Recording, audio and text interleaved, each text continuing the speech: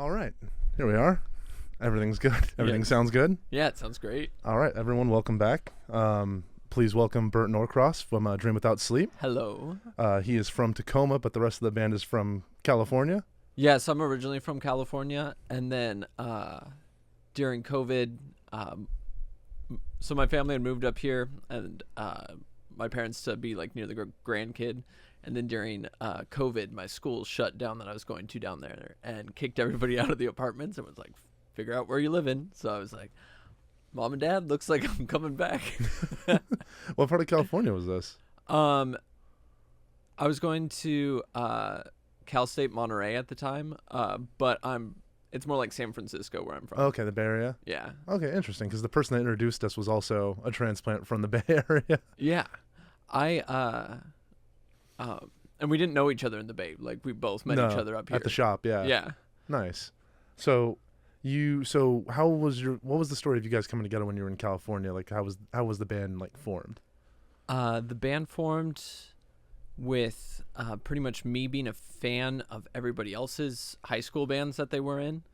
And then when everybody's high school bands broke up, I was like, come to me. Yeah. Just like absorbing fractured band members to come join your basically. cause. And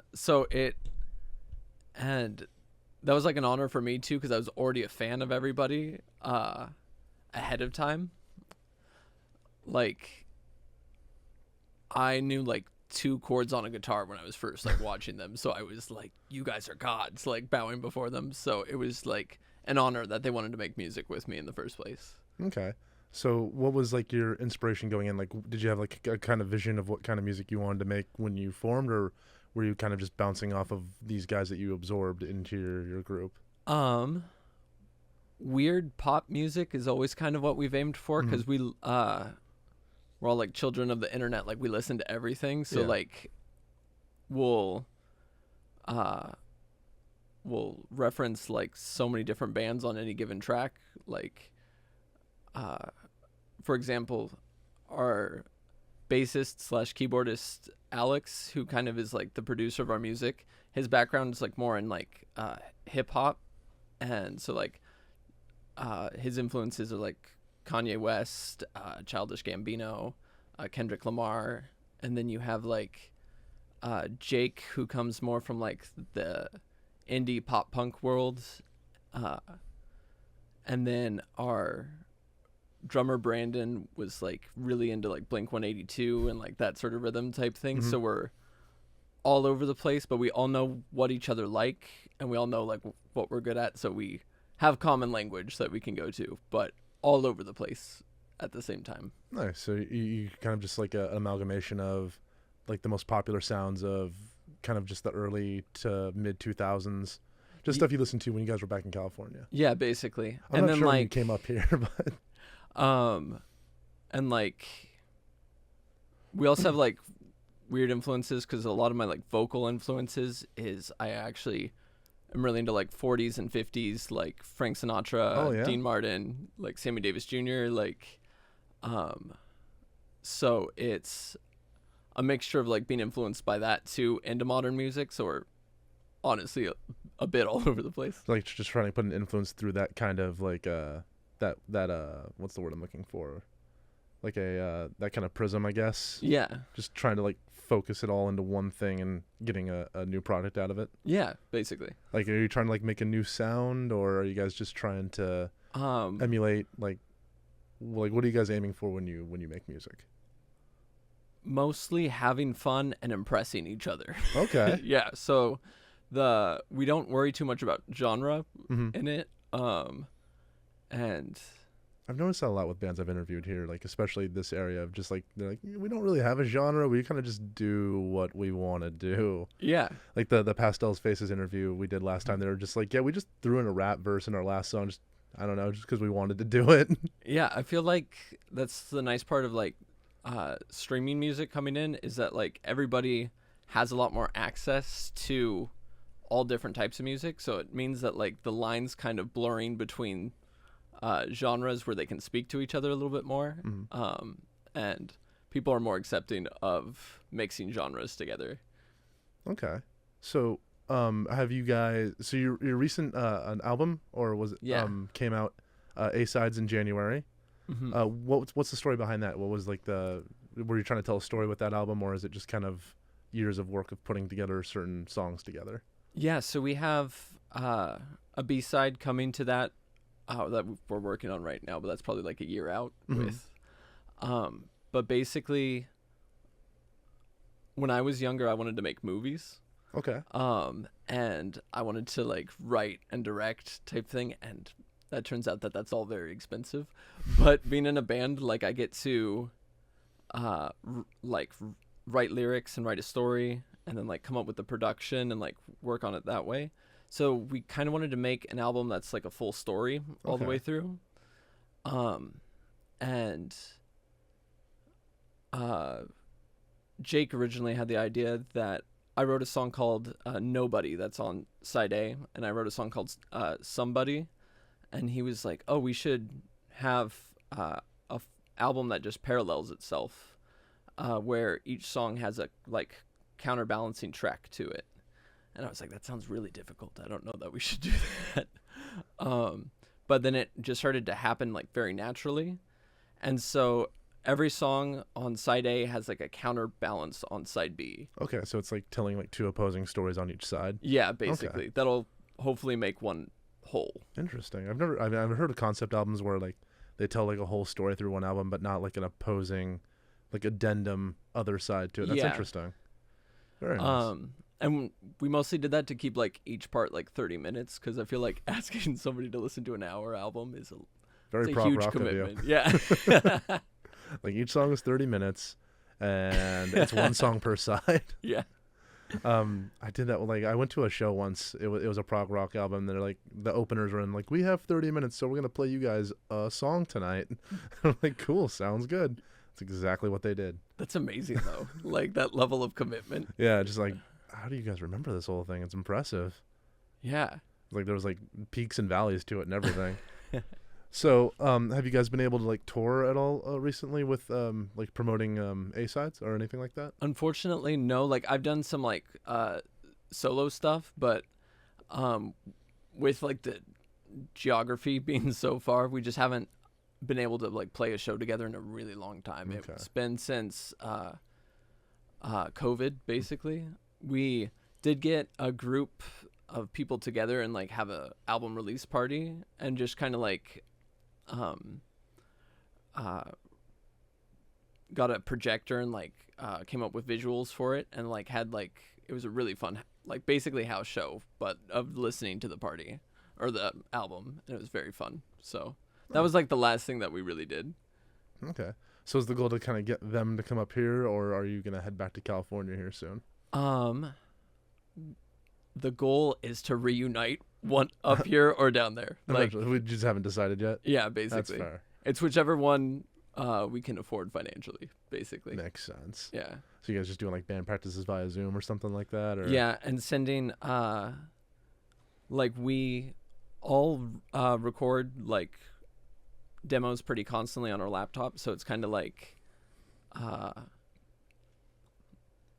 do you know the band Postal Service? Yeah, I've heard of them. Yeah, like I think there's stories that basically they didn't live in the same city, so they were just sending demos back and forth, and that's kind of what we do. Like we communicate via demos.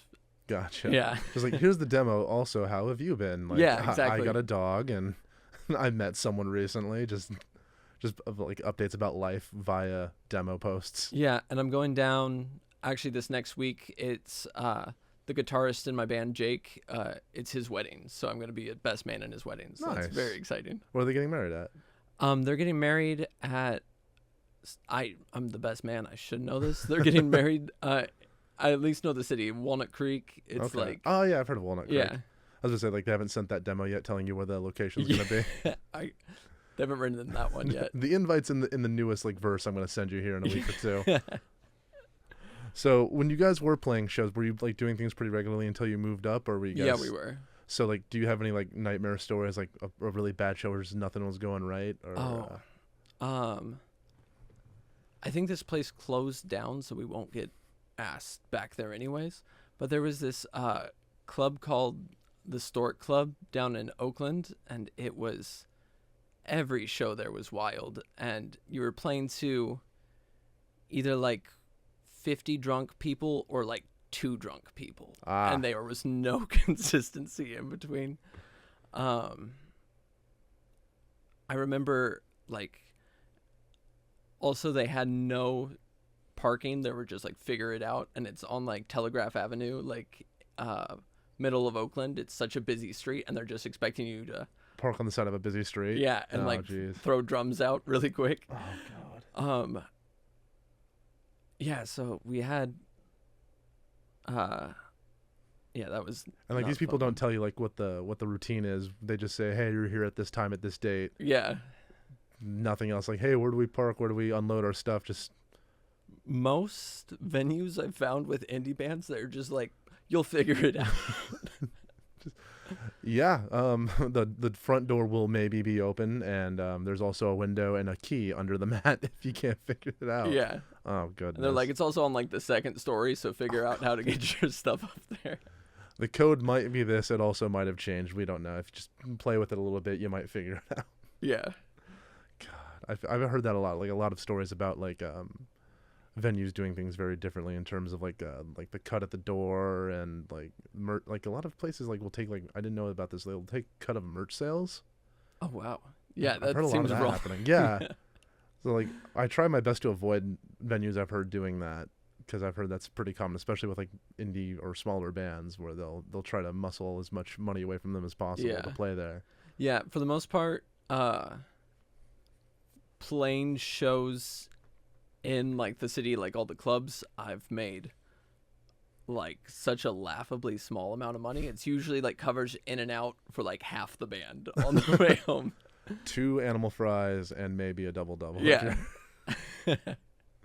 So have you guys had a chance to play any shows up here, or they have not made the trek up here once? Or they've made the trek up here a few times, but we've just basically locked ourselves in my bedroom and recorded the whole time. Gotcha. So okay.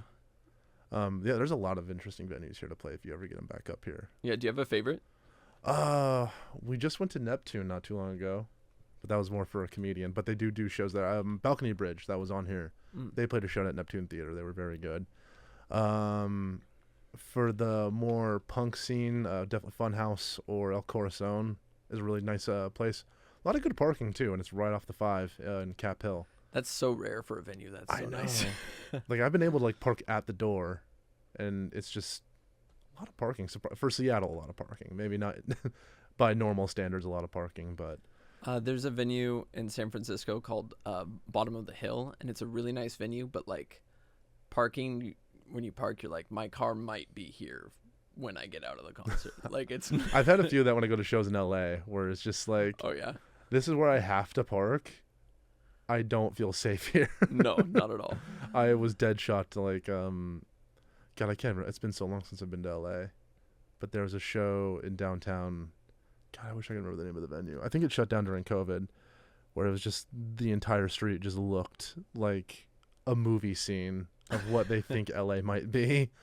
And I was like, this looks dangerous, and no one's even here yet. Yeah. Goodness. So, so you guys have a B-sides release coming out. What do you guys feel like is next after your release of B-sides next year? Do you guys have anything you're working on outside of that, or maybe get some tour dates in California and here? Or? Yeah, so I would love to go on a tour. We're like completely independent, so it would be as soon as I can fund a tour. Mm-hmm. But hopefully next year, I would love to do that. After that, we have another. I want to call it an album that we have written, but most likely we're gonna release it as like a series of EPs, like, just because I feel like, for the most part, people want more to listen to on a regular basis rather than like a giant. I've heard people say that before. Yeah, where it's easier to drum up interest when you're coming out with like smaller, more consistent releases than waiting a couple years between a bigger release. Yeah, because even like I love listening to an album all the way through, but that like takes a lot of commitment to get the time to do that. To come out with like a 10 song, 4 or 5 minutes per song album, it takes a very long time. Yeah. As opposed to just a few songs. Yeah. To plug Jake down in California, he has his own band where he's the songwriter for it called Death by Fireworks, and they just had an EP turn like one today, and it's so good. Nice. Like, he's more on like the pop punk, with like folk influences mixed in there. Interesting. Yeah. So Death by Fireworks? Yeah. Very nice. Okay, we'll give them a listen for sure. Yeah. See if they want to come up here. Maybe lure them back up here for good. Yes. So, what would you say has been your personal like biggest achievement as a group together? Like, what's something you're the most proud of since you've started this band? I'm most proud of the fact that we're still a band, if that makes sense. Like, we, because I feel like a lot of bands, especially like break up like after college, and Everyone has to get a job. yeah, And, you know, less and less in touch. and it's just like being in the band for me is such an honor, and it's such like a beautiful way to connect and express myself. So like the biggest honor is like, and the most fun that I have is just getting to write and be in the band. And like, if we get to play shows, I'm so excited that we do. But if we are just jamming in like the room, amazing. Like, and also getting this album out, because we worked on this one for so long. Like, Yeah. I think we put 7 years of songwriting into this one album. So Okay. Yeah, and just the move and COVID and having to come up here and the separation had to yeah, definitely elongate that time frame. yeah, definitely. So yeah, just finally getting this done and out into the world is just there's a lot of catharsis with it. Yeah, there is. And I'm like, we've released an album before too. It's like not on Spotify right now, mostly because I'm a bit of a perfectionist with like the mixing and mastering part. I would want to remaster it before I like put it back out into the world.